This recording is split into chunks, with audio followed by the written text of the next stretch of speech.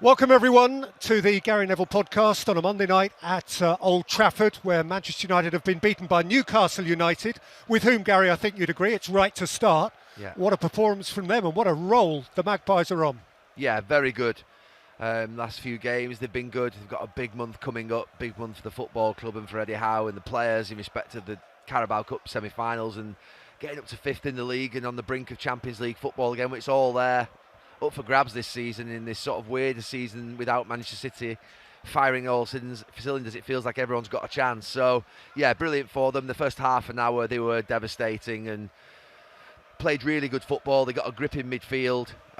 We'll talk about Manchester United's midfield in a bit, but Tonali, Guimaraes and Joe Linton were brilliant in there. And they just popped it around, combined, and then once they got it into good wide areas, particularly on this left-hand side, they just put a couple of delicious crosses in. The first one that Isak scored, he was helped obviously by a slight deflection, Lewis Hall, but they were good deliveries into the box, and they could have had many more. I mean, it was an obliteration of Manchester United in that first half, and he would have been probably disappointed a little bit at half-time, Eddie Howe, that Manchester United don't go in 3 and 4-0 down and he's not 3 and 4-0 up, thinking that it might just come at them in the second half. But yeah, very good night for them. Those Newcastle fans that are singing behind us in that far corner, they've had some miserable trips to Old Trafford for many, many years in the Premier League, and they deserve it tonight, and they'll have a good night home, back up the way with 2 or 3 hours on the bus, car, train, whatever it is they're getting, and they can have a smile and a good drink. Just finally on them, before we move on to Manchester United, is there a centre forward in the country at the moment you'd rather have than Alexander Isak? No, I mean, to be fair, you sometimes watch teams a lot live, and then sometimes obviously you see them on television, but when you watch a player, particularly, this is a great vantage point at Old Trafford. Some of the gantries obviously a little bit further away, but this one you're right on top of everything and you can see everything in sort of big picture, and you see Isak's movement, you see the quality of his play. He's absolutely fantastic and he's improving all the time. We know he can score goals, we know he can run, but also his hold-up play and his link with others, I think, has got better and better the more he's been at Newcastle. And I think as we threw back to the studio, Dave Jones asked Jamie Carragher whether he thought he was the best striker in the country at this moment in time. Sorry, in the Premier League at this moment in time. I think he is.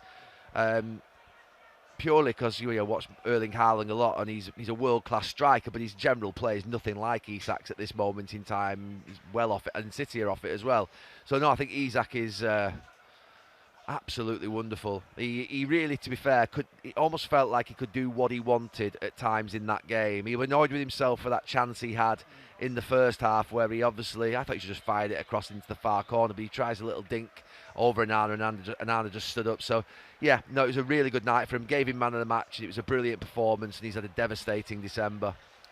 So Manchester United, I want to try not to be reactionary, because we keep trotting out this line that, the darkest hours before the dawn, that it's going to take time and they might go backwards before they go forwards again. But as we said last time we spoke, they have to keep playing matches week after week, and if they're losing matches, it feels greyer and greyer. So how are you feeling now? I mean, what's next? No, I mean, I think you used a word at the end of the game. It said grim. It is grim. It really is.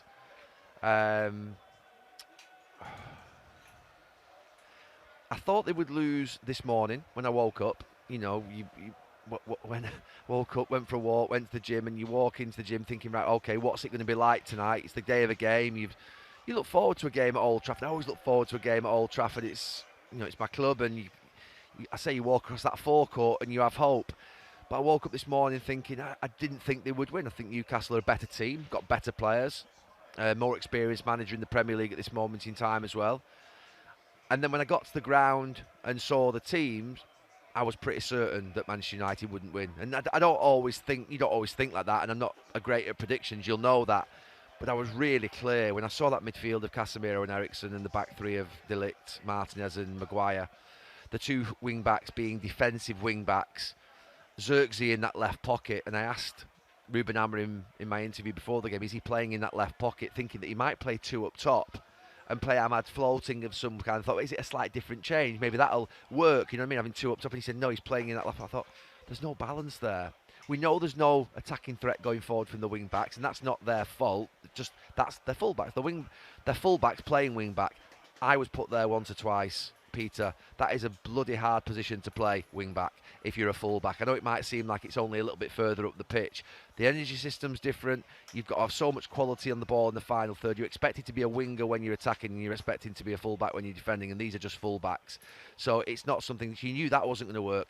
Midfield, Casemiro and Eriksen is never going to work. I said in the first half, I mean, it's been said, they can't be playing together in a Premier League match against Joe Linton, Guimaraes and Tonali. They just can't be. You cannot play them two. And, you know, Ruben Amorim should have known that, I think. You know, we're obviously, he's only new in the job and he's getting to know his players, but he changed it after 25 minutes where he moved Eriksen up one to Xerxes' position. We'll come back to Xerxes in a minute, and he put Mainu on. I mean, Mainu's not in the best form at this moment in time, let's be clear. None of them are. But you can't play Casemiro and Eriksen in midfield against that three. And they just got obliterated in that first half an hour. It was embarrassing. It really was. It was as bad as it gets. Honestly, it was really, really bad. It was a low point, and it improved obviously when Mainu came on and there was a bit more legs in there. And it's not the fault of Casemiro or Eriksen either. I said at one point in the first half that the last person that Casemiro would have wanted to see next to him was Eriksen, and the last person that Eriksen would have wanted to see next to him was Casemiro. And I'm saying that politely. They probably would have looked at each other and thought, you know, I wish I had someone a bit quicker alongside me, and vice versa. That's how it is. When you play two slow old centre-backs together, you know, Steve Bruce always wanted Gary Pallister. You know, Nemanja Vidic always wanted Rio Ferdinand, and vice versa, because, you know, one of them's a bulldog in the air, and you want that sort of yin and yang, and they just don't fit with each other, Casemiro and Eriksen. So when I saw the team, I just thought there's no chance that team can play football well together. It's impossible, really.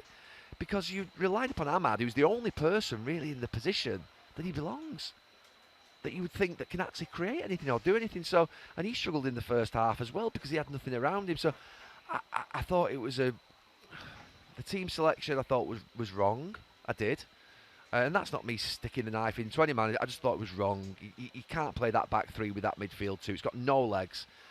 There's a stat before the game. Manchester United, every time they've played Mazraoui and Dalot as wing-backs, have not scored a goal. They've not scored a goal in open play, Manchester United, with Mazraoui and Dalot at wing-back.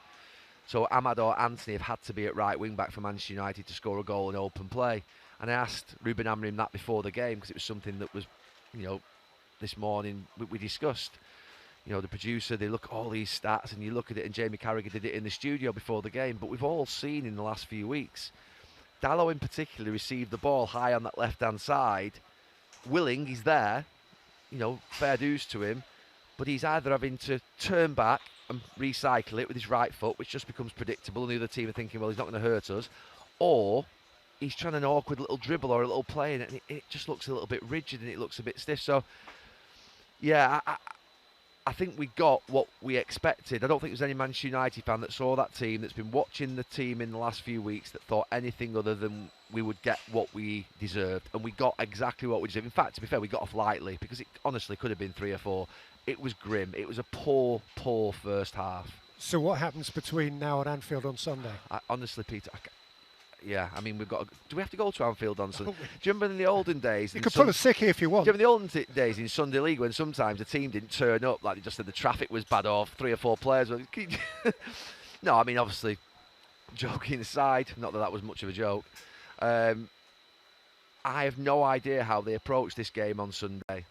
Manchester United have gone there many times in the last few years, and it's been tough, very tough. The 7-0, I was there, watching it right to the bitter end, as many Manchester United fans were, and you're not fearing necessarily of that, but you're just wondering, what can Ruben Amorim do in this next few days?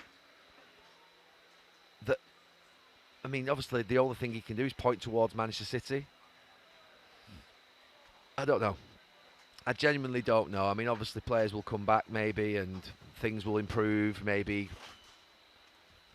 You know, I'm not going to harp on about Garnacho and Rashford because they've not been showing the attitude in training. Then, yeah, don't bring them back in. But they are better than what we're seeing out there on the pitch. They've got legs. They would probably, you know, if Andy Robertson and Trent Alexander-Arnold are thinking about lining up against Xerxes or Bruno, as an example, in those pockets, or Eriksen, who's played in there tonight, Ahmad not so much, but they probably wouldn't want to play against Garnacho and Rashford. And that's the reality of it, unfortunately. We can, you know, you agree with me. Who do they not want to play against? And that'll be difficult for Amorim because he wants to set a new culture and a new standard and a new expectation in the dressing room of what's right. And obviously he's not liked some of the things that he's seen in the last month or so. But we're back there again, aren't we? At this moment in time, needs must. It's desperate at this moment in time. Manchester United are only 5 or 6 points off relegation. And they play Liverpool, then Arsenal away. So, look, it's a really tough moment, this. He's a young manager come over that, is obviously needs to be given time to bed in and settle in. But when results are this bad, it just piles on the pressure. And Anfield's the worst place to go. It's an unforgiving place at the best of times. And the form they're in is out of this world. So, yeah, I've some fear at this moment in time for Sunday, but it's a few days away. We can maybe enjoy the new year and then see what happens. Yeah. You've got to go on the telly in a minute, and we've got to rattle through the title race as well. But you did mention Xerxes, and for me, purely, that was awful. Well, as a human being, I'm totally non-partisan. It was awful. That was a painful moment. Yeah, wasn't it was awful. horrible. Yeah. I mean, look, I'm in that sort of. When I played here at the club, I was in that sort of mood of all's fair in love and war. I used to get slagged off at away grounds. I used to get booed, sung my name against, and other players did as well. So you know what comes when you play for Manchester United. You can, you get scrutinised more than any other player at any other club. But I think he almost got cheered off. Almost. Mainu cheered on. I suppose you could argue which was it. But he was certainly sort of, when he gave the ball away in the first 25, 30 minutes, there was sort of significant groans. He's not settled in well. But then when he came off, it was brutal. To be subbed after 25, 30 minutes, that's tough. And like you said, the reaction of the crowd made it even tougher. And they're well within their rights to react that way. But then he walked off, seemed to storm off, didn't he, down the tunnel. And I just wonder whether someone's told him to get back in. But there is a human being in there that's got family and brothers, sisters, parents, grandparents, and I've been there myself where they take it really hard, and he'll be suffering tonight. So yeah, I felt for him. It was a brutal, clinical moment. I've not seen many moments like that at Old Trafford. I said that on the commentary in the 44 years that I've been coming here, where a player's almost come off. It was like he was being mocked in some ways, but that's where we're currently at. And this crowd have seen, a lot of them have seen fantastic football for many, many years, and some of them have seen the last 10 years, which has been more of a struggle. This is as low as it gets, because when Dave and Cara were doing a cross with me into the studio tonight, you get one of these, this team sheet comes through, and I looked at it, and I was watching Eddie Howe's interview in the tunnel area, and I was speaking to one of his staff, and I thought, how many of your players would you swap for Manchester United's players? And that's the biggest concern. There have been times in this last 10 years when Manchester United have had the likes of Lukaku out on the pitch and Pogba and players, Di Maria, and you think, some talent in there, and it's been frustrating watching them not perform. But I'm looking at these players here now, and I'm not sure that, it seems that every team I watch, I'm not sure I'd swap many of the red shirts for the opposition shirt. And that's the big worry. And I actually looked the other day at the Ole Gunnar Solskjaer last team. I got it on my phone actually. I thought, what was the team when Ole finished here a few years ago against Watford? What was the team in his last game? And I sent it through to our producer, thinking about sort of, that team wasn't good enough. I mean, the manager got sacked. It was... Ronaldo was in that team. Maguire was sent off that day. I can remember it, I think. Yeah. It was Wan-Bissaka, Shaw, Lindelof and Maguire, which is a better back line than the one that's out there now. It was Matic and McTominay, which is a far better midfield than Casemiro and Eriksen. And up front was Sancho, Rashford, Bruno and Cristiano, which is again far better than the players that are out there. Then you had De Gea in net. Now that team was widely regarded as being nowhere near good enough for Manchester United, and rightly so.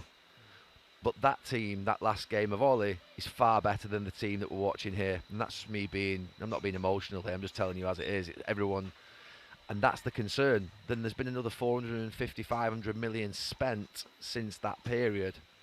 So we're now in a situation whereby, and if you go back to the Mourinho last game, you might even find a better team again. So what we thought maybe were the worst moments in the last 7 or 8 years, they're gradually getting... We're actually not at the low point yet.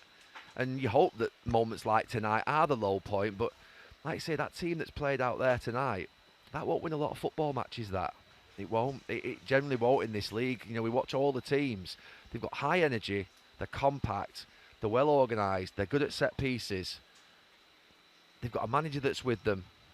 You know, and obviously this manager's brand new, and they're hard to beat that when you've got that spirit and that defiance between a group of players and that sort of quality.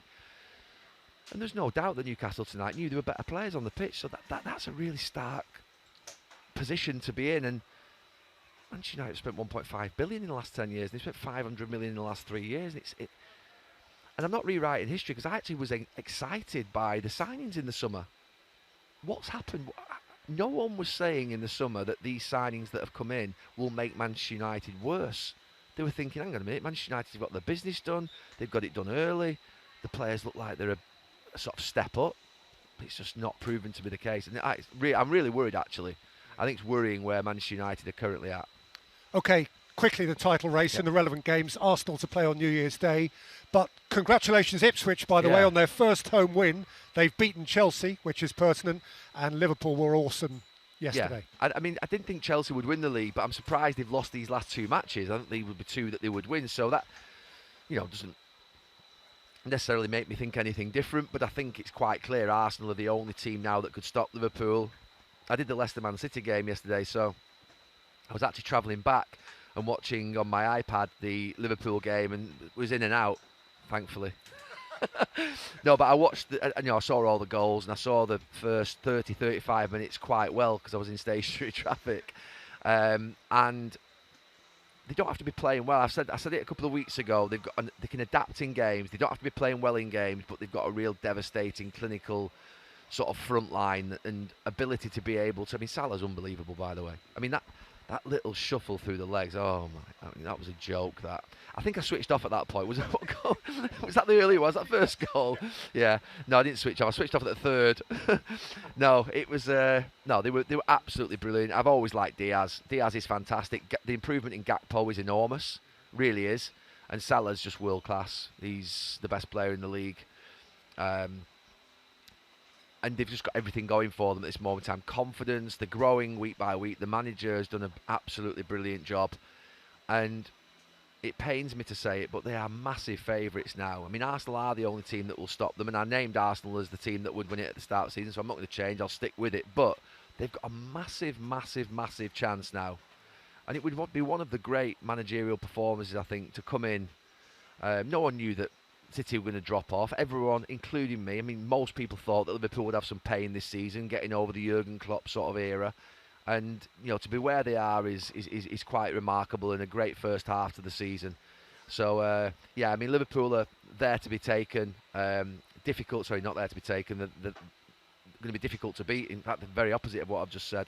And, I mean, they'll enjoy that game against Manchester United on Sunday. You look at Salah, you look at Diaz, you look at Nunez, you look at Jota, you look at Gakpo. They all look like they absolutely are going to rip it up every time they play. And they all look like the worrying thing for me, and it's something that when we were at our best here, they're all happy for each other. You know, when each other score, you see that little smile between them and that little sort of connection, and you think that's when you really know you've got that tightness and that sort of willingness to want to do well as a team. You know everybody wants to do well individually, but when you see your teammates score and you're equally as happy as you were when you score yourself, there's a little bit of that going on now with Liverpool, and there's a spirit building. And the biggest risk for Liverpool is just Van Dijk. And Van Dijk staying fit. If he stays fit, then, you know, massive chance of winning the Premier League title. And Chelsea's blip, does it surprise you? Or did the fact that they were there in the first place, as it were, slightly surprise you? I mean, ultimately being there surprises me where they are. So I think they've done brilliantly well. I think Maresca's done a great job. It's just these two matches I didn't expect them to lose. It's the actual two matches they've lost. Some of the other games they've lost, like Liverpool and City, you know, you would expect them to potentially lose those games. But to lose the two games they've lost in this short period, I think, it'll just upset them a little bit. And, you know, they need to just get back on track. They will indeed. You've got to get on the telly very quickly. I have. I've got to talk about Manchester United. Oh, yes, so you have. Thanks, Gary. Thank you. Bye.